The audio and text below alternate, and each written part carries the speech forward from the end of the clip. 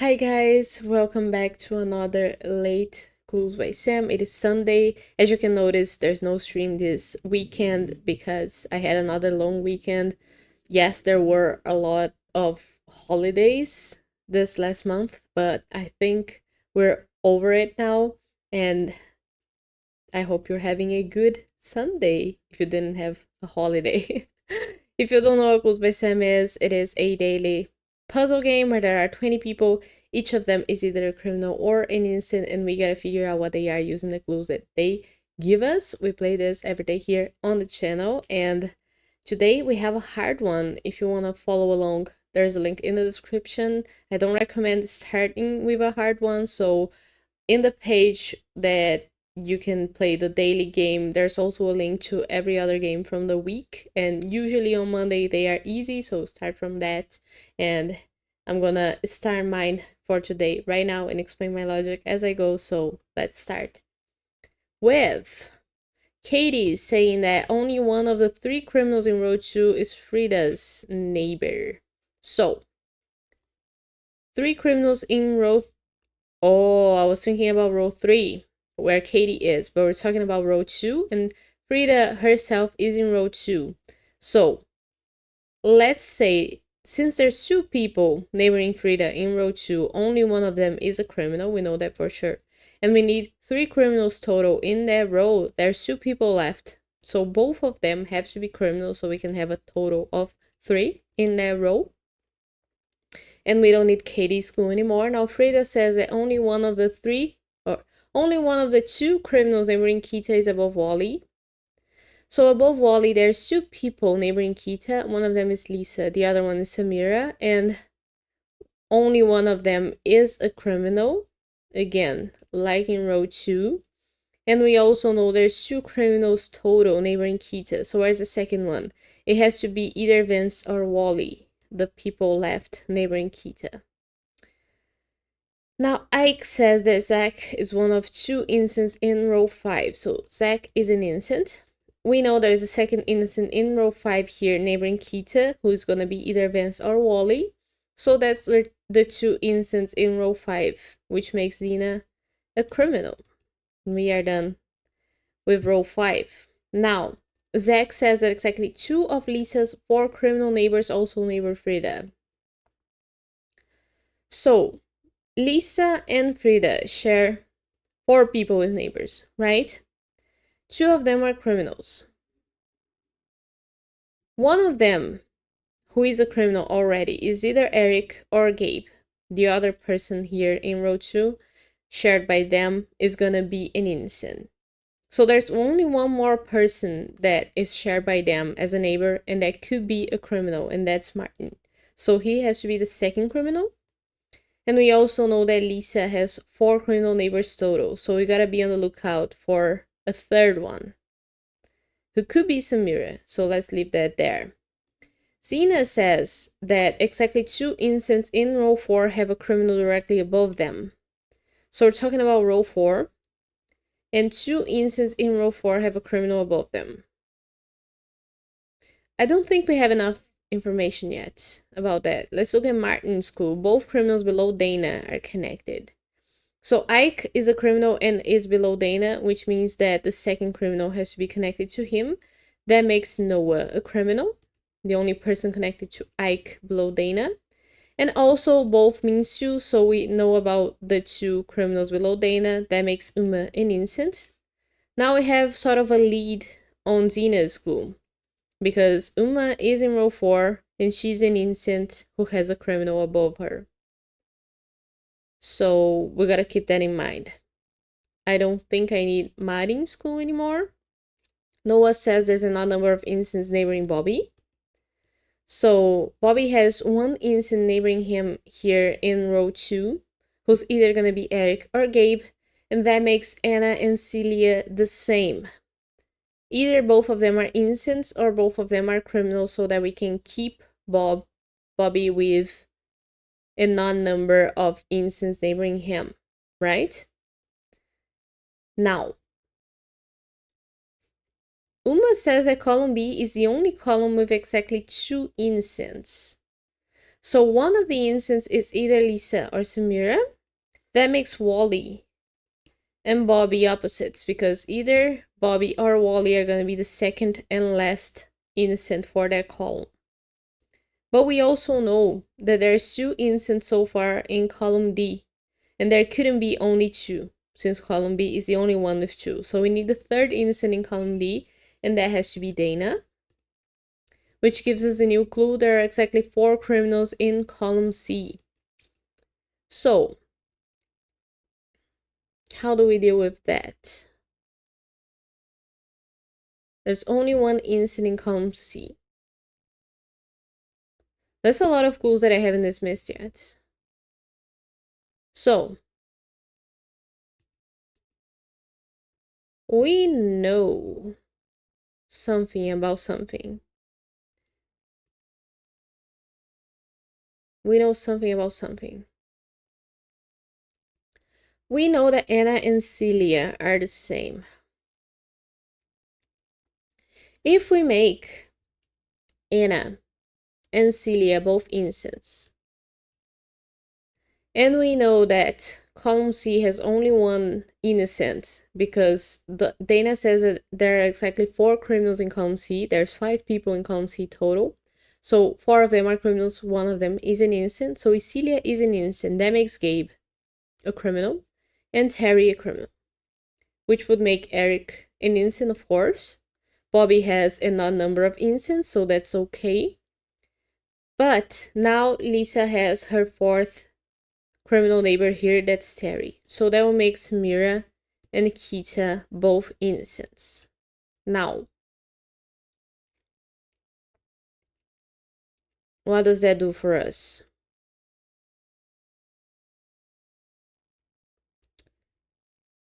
Well, Samira would be the second innocent in row 4 that has a criminal above them. So that also works for Zena's clue. Does something else change?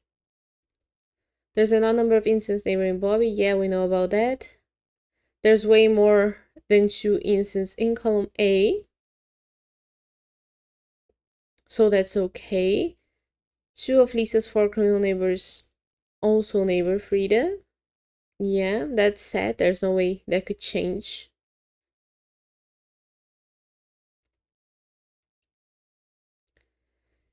So can we try the opposite scenario? And will that do anything for us? If we make Celia a criminal, that will make Anna a criminal as well. So that will make Gabe and Terry opposites. Who should we look at next? And can I try and look at Samira? Because if I make her a criminal, Lisa will be an innocent, which is okay.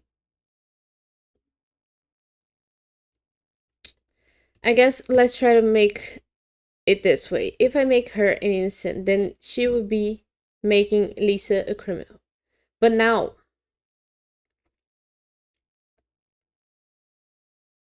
I think I was right with the criminal scenario, because she being a criminal makes Lisa an innocent. And now we have both Kita and Terry as innocents. So that will make Terry the innocent that has a criminal above him, the second one for row 4. So that works. If Samira is an innocent, she'll make Lisa a criminal, and Terry would again need to be an innocent, because we still need Terry would have to be a criminal, actually. Because if Terry is an innocent, now we have 3 innocents in row 4 with criminals above them, which is not what we should have. There's only 2 in that scenario. So Terry would have to be a criminal then, which would make Kita an innocent. So I think there's no way for Kita to be a criminal. And I had to kind of force that into my brain. So it's okay sometimes to do that. Let's try to make Kita a criminal. If Kitty is a criminal, that makes both Samira and Terry innocent. And now we have the thing that I said couldn't happen, which is 3 innocents in row 4 with criminals above them. So Kita is innocent. That's what we learned. And we also learned that Samira and Terry are opposite. So let's tag that so we can remember that later. Kita says there are 7 criminals on the edges. Okay. So we know. We're talking about criminals, first of all, because I don't want to confuse them. So we have so far 1, 2, 3 criminals on the edges.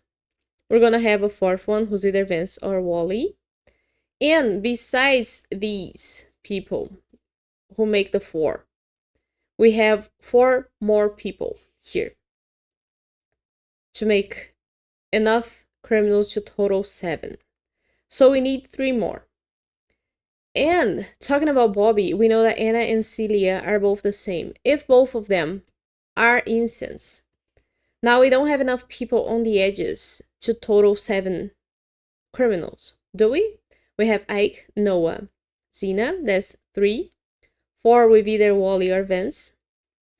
5 with Eric. 6 with Bobby. So there's no one to make 7 criminals on the edges. So now we know that both Anna and Celia are criminal. Right? And there's 1 extra person. So either Bobby or Eric are the last criminal here on the edge. Anna now says that only 1 person in a corner has no innocent neighbors. So that will be either Dana or Anna. Can it be Anna? Because we know that either Bobby or Eric are the last criminal on the edge. If we make Bobby a criminal, that will make Wally an innocent, which will make Vance a criminal. And how many criminals do we have in this scenario? 1, 2, 3, 4, 5, 6, 7. So Eric would need to be an innocent, which would make Gabe a criminal. Now Dana is the person that has 3 criminals neighboring her, and she's in a corner with no innocents. Anna has an innocent, so that's okay. Vince already has an innocent, so he's not at risk. And Zach's not at risk either because he has Uma. But if we go the other way around, if we make Gabe an innocent, that'll make Eric a criminal. So we would need to make Bobby an innocent. And then we know that Bob being an innocent makes Wally a criminal, which would make Vance an innocent. Now, there's no one in a corner with innocent neighbor, or with no innocent neighbors, because Dana has an innocent neighbor and Anna has an innocent neighbor. So we know that Dana has to be the person in a corner with no innocent neighbors, which makes Gabe a criminal, which makes Eric an innocent. Eric being innocent makes Bobby a criminal because of the 7 criminals on the edges. Bobby being a criminal makes Wally an innocent, which makes Vance a criminal. And do we have new clues? Now we know there's 1 innocent in column C, so Terry has to be an innocent, which makes Samira a criminal, which makes Lisa an innocent, and we are done the puzzle. How long was that? 13. High-pitched 13 there. I like it. I thought it was a little bit harder than hard, but not necessarily an evil. But very good. Only 23% have a perfect solve. Yeah, you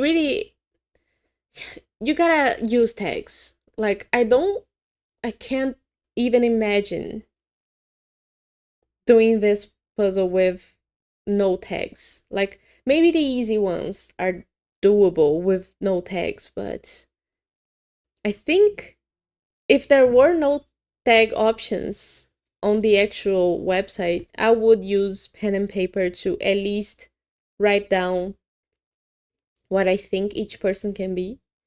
It would be messy, so thanks, Sam, for the tags. I think they are essential to the mechanics, and I do really appreciate that.